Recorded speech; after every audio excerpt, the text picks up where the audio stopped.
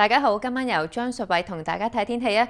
一個東北季候風為廣東沿岸地區帶嚟較涼嘅天氣。本港今日咧亦都涼翻少少，天氣大致係多雲同埋有薄霧。唔知聽日嘅天氣又係點呢？一齊睇下天氣預測。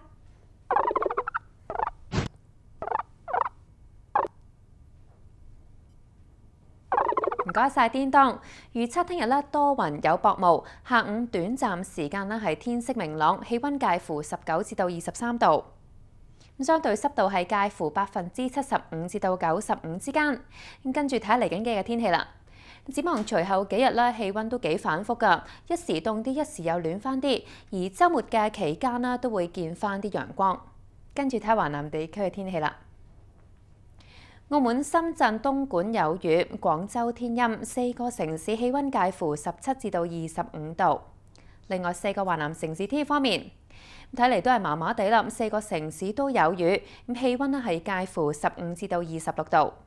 最後睇埋4個主要城市啊，北京、天津多雲，上海有雨，成都天陰，北京最凍，最低氣温得2度。好啦，今晚天氣講到呢度，下次再見啦，拜拜。